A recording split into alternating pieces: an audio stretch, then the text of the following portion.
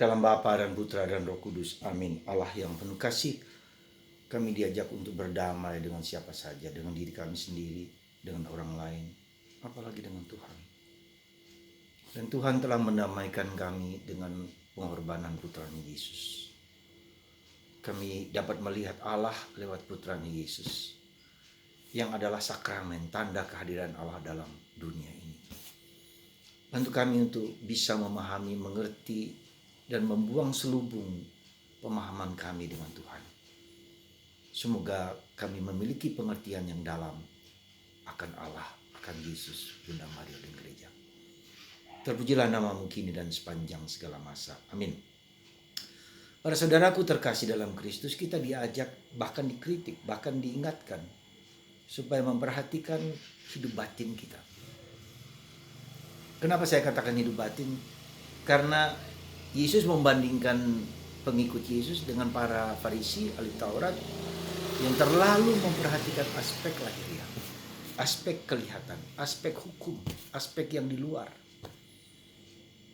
Dan itu dipamer-pamerkan seolah-olah mereka lebih hebat, lebih dekat dengan Tuhan. Dan Yesus mengkritik itu. Apa yang terjadi oleh ahli Taurat dan orang Farisi juga terjadi pada kita, pada saya, pada Anda juga, di mana kita sering memamerkan atau mungkin tanpa sadar menganggap bahwa hal-hal lahiriah sebagai imam bisa juga begitu. Dan ini merupakan kritikan bagi saya, bagi Anda, bagi kita semua. Ya. Itu yang pertama. Yang kedua, kita harus sadar bahwa hidup itu bukan dari luar ke dalam. Meskipun ada interaksi yang di luar itu memancing kita untuk merenungkan yang di dalam.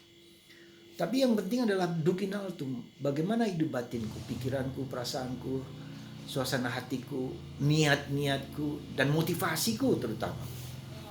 Karena Tuhan tidak melihat apa yang di luar, apa yang kita lakukan. Bahkan yang mungkin paling hebat sekalipun ketika saya bisa menyumbangkan sesuatu bagi orang lain. Ya.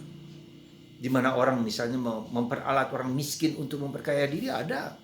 Dengan misalnya seolah-olah membantu orang kecil, tapi supaya subscribernya menjadi banyak. Dan dia mendapat uang miliaran dari itu, jutaan, ratusan orang. Dengan menganggap dirinya orang murah hati. Tetapi sebetulnya tidak demikian. Tuhan mengerti apa yang dalam hati kita.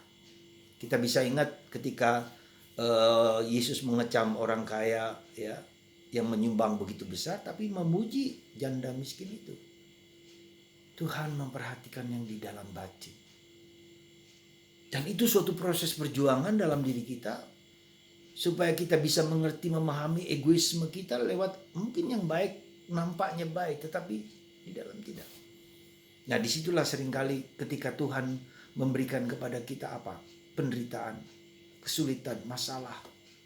Di situ kita tahu bahwa tidak segala sesuatu yang kita berikan yang nampaknya baik, ya, tetapi sungguh-sungguh merupakan sesuatu yang mungkin dari korupsi, dari apa dan seterusnya. Dan itu kita lihat orang menyumbang gereja, orang menyumbang kita bukan karena pengorbanan kita, tapi karena ya, bisa prestis, bisa kekuasaan, bisa kekayaan. Dan itulah yang dikatakan oleh Santo Ignatius dari Loyola, ya, kekayaan, kekuasaan, harta, uang, itulah panji-panji setan, di mana panji-panji iblis, di mana itu bisa menggoda kita untuk jatuh. Ya. Dan itu nampak sekali di masyarakat kita ketika orang memamerkan begitu besar kekayaan, begitu besar kehebatan mereka untuk mendapatkan uang, mobil, harta, ya, flexing istilahnya sekarang. Nah, saudara, mari kita sadari Tuhan tidak melihat apa yang nampak keluar, tapi apa yang di dalam. Motivasi kita, kejujuran, ketulusan kita, ya. Puritas cordis, katakanlah, kemurnian hati. Maka Yesus mengatakan, berbahagialah orang yang murni hatinya, karena mereka akan melihat Tuhan. Mari saudara, Anda dan saya diajak untuk introspeksi, diajak untuk diingatkan kembali. Tuhan tidak memperhatikan siapa. Lihat orang kaya yang Lazarus, ya, dan orang kaya itu, dia punya hak, punya kesempatan untuk menolong, tapi tidak dilakukan. Dan Tuhan menempatkan dia di tempat yang sulit, tapi Lazarus di tempat yang mulia. Jadi itu yang pertama yang harus kita sadari dalam hidup kita. Jadi tugas kita dalam memproses hidup kita masing-masing, ya, dengan problem, masalah yang kita hadapi, supaya murni pemurnian, bukan aku tetapi Engkau Tuhan, tapi bagi orang lain. Dan kita tahu harga dan nilai kita adalah bukan apa yang kumiliki, posesif, tapi apa yang kuberikan, sekecil apapun, sebisa apapun, untuk orang lain, tanpa tangan kiri tahu apa yang dibuat oleh tangan kanan.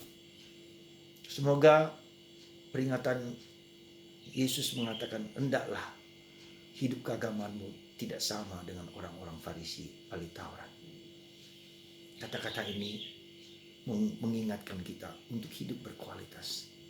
Bukan kualitas duniawi, bukan excellent, hebat dalam arti duniawi, bukan, tapi kualitas kerendahan hati, kualitas ketaatan, kualitas murah hati, kualitas kemiskinan, bahwa apa saja dalam diriku, entah pikiran, perasaan, apapun juga, mungkin bahkan penderitaan, adalah cara kita untuk menjadi lebih rendah hati, untuk mengandalkan Tuhan, bahwa segala sesuatu adalah anugerah Tuhan.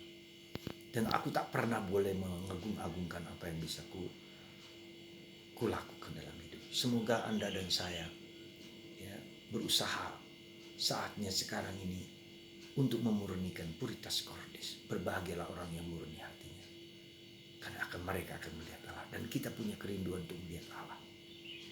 Semoga Anda dan saya dan kita semua diberkati, dikasihi Tuhan, dianugerahkan rahmat berlimpah-limpah, karena kita seperasaan, sepikir, sekehendak dengan Allah.